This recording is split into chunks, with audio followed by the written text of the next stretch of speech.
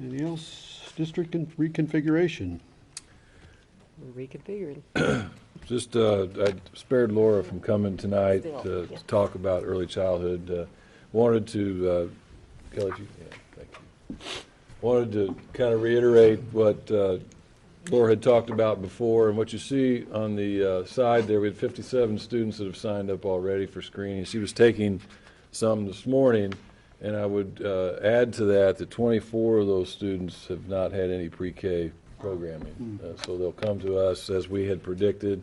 It's obviously a little less than 50%, but we have been trailing that kind of data mark since we started the process. The selection process hasn't changed. Laura kind of talked through that with you at the last meeting, and the curriculum decision's been made as well. There's been, Craig, I don't know if you want to add anything to any of those, the last two items, but I think that's self-explanatory. No, we have met with the current early childhood staff, ones that we have now, to talk through the curriculum, talk about the training process, and then even how we might even expand that. We're still working through it with the ELLC trainers, possibly to see what we can tie in for other community providers to participate with us, right along with us in the training. So that's all things that we're working on. So primarily the dates, the date is fast approaching, as you can see, the 7th and the 8th, and things are heading in the right direction there. The junior high over the last couple of days have had an enrollment night where parents and students, and it was heavily attended, and the staff, and as part of that transition process, I think everyone knows that everybody in that building from the student perspective will be new, with the 7th graders coming and the 8th graders coming. So that's kind of exciting, and Monica put together, with the help of all the staff, a really good program, and so we're making headway there. Dr. Zana, just speak real quick. As a parent who attended, both the high school and junior high nights, they were very well put together, very informative for parents. And I walked around with both boys, and teachers were there explaining programs. It was a really two good evenings. Very good. And speaking of the high school, and Ashley can kind of talk about this too, we've changed lunch shifts over the last few days to test the capacity of the cafeteria, and so that was transitioned to 2 lunch shifts and running different kinds of lines. And actually, the feedback we got, I was over at principal advisory committee today, working with Ashley and some other students over 2 lunch shifts, and the feedback on the second group was overwhelmingly positive at the speed at which they could get through the 3 serving lines. And we added to that cafeteria in anticipation of adding more students. So there won't be 2 lunch shifts in the future, but this 2 lunch shifts process replicates what the cafeteria capacity would be. Now, so with the Should we ask Ashley what her opinion? well, I'm hoping I'm hoping you'll ask her.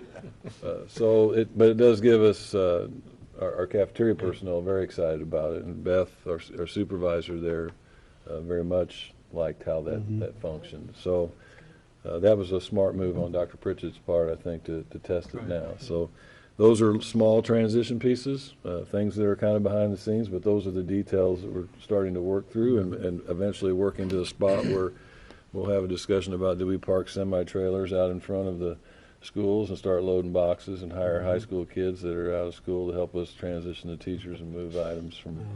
Those are we're going to start getting that. There was one detailed question that I found interesting, and it was about whether a teacher could take their stapler with them to the next building. I don't have the answer to that question. I'm not thinking that. I'm sure they could work that out somehow. But everything is moving, and we're fastly coming to Personal attachment to that stapler. yeah, well, they can have it.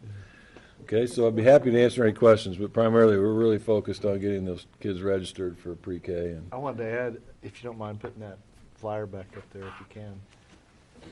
One of the things that the parents have to bring or need to bring is the birth certificate, and we found that sometimes that can be a hurdle for some people. If they don't have one, they've moved and lost it, and there is a cost to replace those. And Phelps County Child Advocacy Network has agreed, and I believe, well, Laura's aware of this, that they'll help folks if they need help Very getting good. that birth certificate and pay that fee, so. That's It's out fantastic. there, and I Yeah. hope people are sharing that if that does become a hurdle for anybody. Good, very So- good. So again, it's February 7th and 8th, and call the central office here, 458-0100 or 458-0193 to schedule an appointment. Yep. Okay, that's all we have for now. Thank you. So Ashley, you have any comments on the 2 lunch shift? And the 2 lunch shift? Well, I actually don't eat lunch in the cafeteria. I eat in the library. So I wouldn't have anything to say personally, but my 4th hour class is my German class. And so Frau Luke's very good about hearing. She always wants to hear what we've got to say about things transitioning. You know, we're right there next to construction, so we're always hearing it. But the kids they've had really good feedback. At the first couple of days were rough. Everyone was trying to get used to having to move, their lunch tables and get situated. But it's I haven't heard any complaints about the lines being slow, or everyone seems to be really content with it now. So I think everything will work out. It'll take probably a week or 2 when we start school, but I think it'll be just fine. Yeah. Good, thank you. Anything else on reconfiguration? Yeah, We've got, yes, we do need to recommend the AP position. right, so in the, go ahead. Well, I was just going to say, part of the, and we will plan to show you I'll take you back a little bit. We had a spreadsheet that quantified all the costs associated with making this transition in terms of personnel. The teachers that we would hire for pre-K, the aides, the cook, the custodian, counselor, or assistant principal. So we're getting into the season where we start recruiting folks to our district, so we'll be posting soon the pre-K teachers. And when Coach Shoup was here recently, we already talked about the salary schedule changes to this co-curricular program. So tonight we'll be talking and bring before you a recommendation to add the assistant principal, be able to post that, so we can start to recruit an assistant principal to serve Rolla High School with the additional students that are coming.